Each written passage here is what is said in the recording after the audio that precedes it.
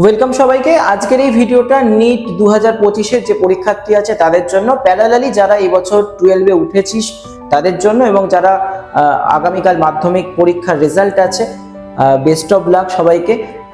তারা যখন 11-এ উঠছিস এবং তারাও ভবিষ্যতে নিট দিবি, মোটামুটি দেখ নিয়মটা একই থাকে, ঠিক আছে? তো আমি কয়েকটা জিনিস একটু তোদের জন্য ছক আউট করে নিয়েছি, জাস্ট খুব ছোট্ট একটা ভিডিও, সেটা একটু বলবো, একটু কেয়ারফুলি শোন, খুব কম সময় নেব কিন্তু খুব কাজে লাগবে ভিডিওটা। দেখ, প্রথমত তোরা নিশ্চয়ই অ্যাডমিট ডাউনলোড করে নিয়েছিস। অ্যাডমিট ডাউনলোড করে নিলে দেখবি 3টে পেজ ডাউনলোড হচ্ছে, ঠিক আছে? প্রথম কথা হচ্ছে এই পেজগুলোকে তোকে কালার প্রিন্ট করতে হবে।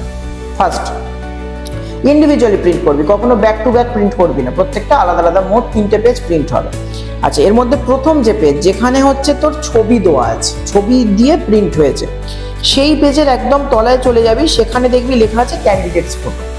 এখানে ক্যান্ডিডেটস ফটো যেটা থাকবে সেটা হচ্ছে তোর যখন তুই অ্যাপ্লিকেশন করেছিলিস তখন যে ফটোটা তুই ইউজ করেছিলিস সেই ফটোটা তুই এখানে বসাচ্ছিস। ছোট ফটো মানে হচ্ছে পাসপোর্ট সাইজ ফটো বসাবি। এর ঠিক পাশের কলামে দেখবি ক্যান্ডিডেটস লেফট থাম ইমপ্রেশন, মানে বাঁ হাতের বুড়ো আঙুলের ছাপ। এবং এটা কি বলছে, এটা হচ্ছে আগে থেকে করে নিয়ে যেতে হবে, ঠিক আছে? বাঁ হাতের বুড়ো আঙুলের ছাপটা এবং তোর যে ছোট পাসপোর্ট সাইজ ফটো। এরপর আছে ক্যান্ডিডেট সিগনেচার, যেটা কিন্তু কি বলেছে যে ইনভিজিলেটরের সামনে তোকে, মানে পরীক্ষক যিনি থাকবেন তার সামনে তোকে একটা হচ্ছে সই করতে হবে, ঠিক আছে? এটা হয়ে গেল ফার্স্ট পেজ। ফার্স্ট পেজে তোর আর কিছু করার নেই। এবার চলে আয় সেকেন্ড পেজ, যেখানে একটা বড় বক্স করা আছে একদম মাঝখানে। সেখানে কি, সেখানে একটা পোস্ট কার্ড সাইজে ছবি মারতে হবে, ঠিক আছে? এই হয়ে গেল কাজ। এবং তার তলায় যদি চলে আসিস দেখবি সিগনেচার অফ ইনভিজিলেটর, মানে যিনি গার্ড দিচ্ছেন তার সই আছে, তোর কোনো ব্যাপার নেই সেখানে। তার ঠিক পাশে আছে ক্যান্ডিডেট সিগনেচার, সেটা হচ্ছে ইনভিজিলেটরের প্রেজেন্সে তোকে করতে হবে, ঠিক আছে? অ্যাডমিটেড এই দুটো পেজে তোকে কাজ করতে হবে। বাকি আর একটা পেজ যেটা আছে সেটা হচ্ছে ইনস্ট্রাকশন, যেটা তোকে শুধু সঙ্গে নিয়ে যেতে হবে। আচ্ছা, এইবার যে ব্যাপারটা সেটা হচ্ছে কোন ছবি কটা করে নিয়ে যাবি। দেখ, প্রথমত বড় যে ছবিটা আছে পোস্ট কার্ড সাইজ ছবি, আমার মতে সেটা দুটো প্রিন্ট আউট করা ভালো, এবং যেটা পাসপোর্ট ছবি আছে সেটা 3টে প্রিন্ট আউট করা ভালো, ঠিক আছে? এগুলো তুই সঙ্গে নিয়ে যাচ্ছিস। এখানে যে ছবিটা তুই ইউজ করছিস, আমি আবারও মেনশন করে দিচ্ছি, এখানে যে ছবিটা তুই ইউজ করছিস সেই ছবিটা হচ্ছে তুই যখন ফর্ম ফিল আপ করেছিলিস তখনকার যে ছবি ছিল সেই ছবি, এবং তার তলায় তোর নাম এবং ফটো তোলার ডেট যেটা মেনশন ছিল সেটাই এখানে কিন্তু সেম ছবি, ওই মেনশনগুলো থাকবে এবং সেম ছবি এখানে তোকে নিয়ে যেতে হচ্ছে, ঠিক আছে? আচ্ছা, এইবার যেটা খুব ইম্পর্টেন্ট, যেটা অনেকেই জানতে চাস, সেটা হচ্ছে ওই দিন আমরা কি কি নিয়ে যেতে পারবো, কি কি নিয়ে যেতে পারবো না। একদম প্রথমে বলি, তোর প্রয়োজনীয় কয়েকটা জিনিস নিয়ে যেতেই হবে, যেরকম তার মধ্যে 1 নম্বর হচ্ছে আধার কার্ড। এটা তোকে নিয়ে যেতেই হবে। ছোট আধার কার্ড বা লম্বা আধার কার্ড যাই হোক না কেন, তার সঙ্গে কোনো এনভেলপ বা খাম থাকবে না। আধার কার্ড যখন বাড়িতে আসে তখন একটা এনভেলপ থাকে, অনেকে সেটা নিয়েও চলে যায়, সেটাও কিন্তু অ্যালাউ করবে না, ঠিক আছে? আচ্ছা, নেক্সট হচ্ছে কি, তোর অ্যাডমিট, তার 3টে পেজ ইন্ডিভিজুয়ালি জেরক্স হবে, ঠিক আছে? এটা তুই নিয়ে যাচ্ছিস। আচ্ছা, এবছর যে জিনিসটা করেছে সেটা হচ্ছে ওয়াটার বোতল, সেটা কিন্তু অ্যালাউ করেছে। তো ওয়াটার বোতল অ্যালাউ করেছে, এটা সত্যি খুব ভালো করেছে, কিন্তু যে ওয়াটার বোতলটা তুই নিয়ে যাচ্ছিস সেখানে কোনো রকম কোনো স্টিকার থাকবে না, কোনো লেবেল থাকবে না এবং কোনো প্রিন্ট থাকবে না, ঠিক আছে? তার বাইরে কোনো রকম প্রিন্ট বা লেবেল বা স্টিকার এরকম কিচ্ছু থাকবে না।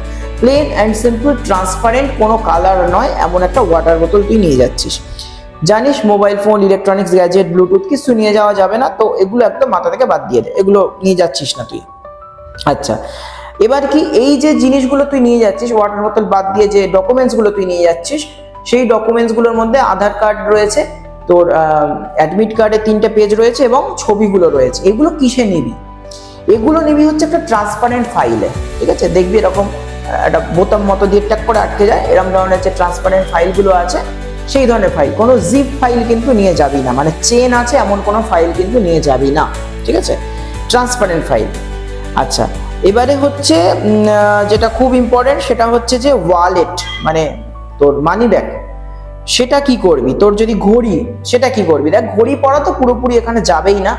তোর যেখানে সিট পড়ছে সেই রুমে ওয়াল ক্লক একটা থাকবে, সেই ওয়াল ক্লক যদি কোনোভাবে খারাপ হয় বা না চলে, তাহলে যিনি ইনভিজিলেটর থাকবেন তার সঙ্গে তুই কথা বলবি যে স্যার আমাকে আপনি অন্তত আপডেটটা দেবেন, টাইমের আপডেট, 1 ঘন্টা অন্তর অন্তর উনি হচ্ছে আপডেটটা তোদের দিয়ে দেবেন। তো সেটা থেকে তোদের কাজ চলে যাবে। আর কি আছে বল? হ্যাঁ, বেল্ট তো কোনোভাবেই নয়, বেল্ট তুই পরে যেতে পারবি না। কোনো রকম অর্নামেন্ট সেটা তুই পরে যেতে পারবি না। ক্যাপস বা টুপি এগুলো পরতে পারছিস না। কোনো মেটালিক, ধর এই যে আমার হাতে একটা রয়েছে দেখ, ঠিক আছে, এই ধরনের কোনো জিনিস কিন্তু তুই পরে যেতে পারবি না, ঠিক আছে, মেটালিক কোনো অর্নামেন্ট এগুলো তুই পরে যেতে পারবি না। আচ্ছা, ফুড আইটেম সেটাও নিয়ে যেতে পারবি না, তবে নিয়ে যেতে পারবি সেটা হচ্ছে মেডিসিন। কি ধরনের মেডিসিন? যে মেডিসিনগুলো হচ্ছে লাইফ সেভিং, যেমন ধর তোর যদি অ্যাসমা বা কোনো শ্বাসকষ্ট থাকে তার জন্য তুই যদি কোনো ইনহেলার ধরনের কিছু নিস সেটা নিয়ে যেতে পারিস। তোর যদি ডায়াবেটিস থাকে তাহলে তুই সেরকম নিয়ে যেতে পারিস, বা খুব এমার্জেন্সি ধর তুই একটা প্যারাসিটামল নিয়ে যেতে চাইলি, একটা র্যানট্যাক বা জিনট্যাক কোনো একটা অ্যান্টাসিড নিয়ে যেতে, ক্যানফর্টি কোনো একটা এরকম অ্যান্টাসিড নিয়ে যেতে চাইলে সেগুলো তুই নিয়ে যেতে পারবি, ঠিক আছে। ওষুধ নিয়ে যেতে পারবি কিন্তু কোনো ফুড আইটেম তুই নিয়ে যেতে পারবি না। আচ্ছা, এবারে যেটা আর একটা ইম্পর্টেন্ট কথা, যেটা হচ্ছে মেন ছেলেপুলেরা জানতে চায় যে স্যার কি পরে যাব কি পরে যাব না, এটা খুব ইম্পর্টেন্ট। বিশ্বাস কর, এটার জন্য এত হ্যারাসমেন্ট হয় তুই কল্পনা করতে পারবি না।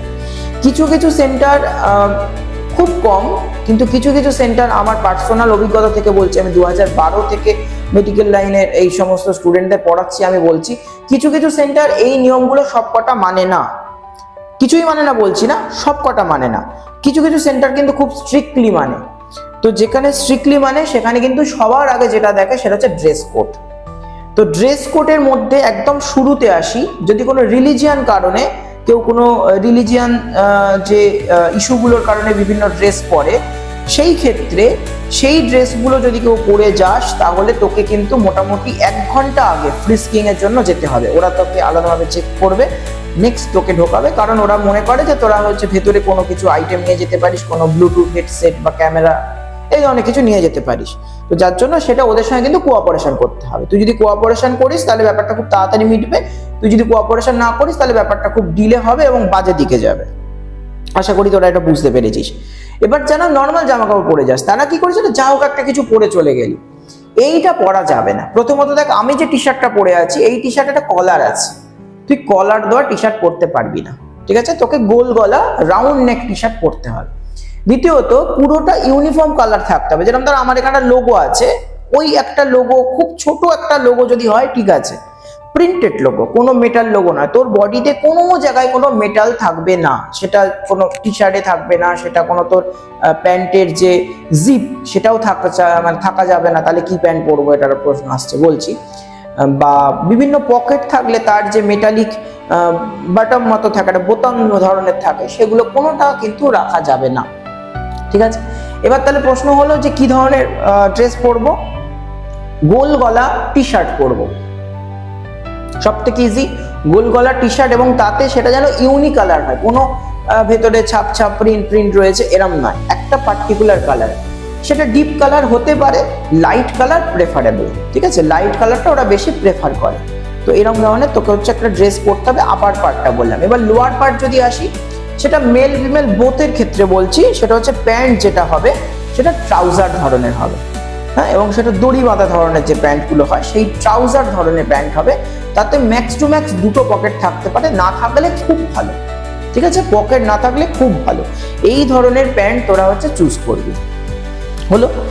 জুতো নিয়ে বলি, অনেকে শু পরে, অনেকে হিল তোলা জুতো পরে, এগুলো কিন্তু পুরোপুরি একদম অ্যালাউ নয়, কোনোভাবেই কিন্তু অ্যালাউ নয়।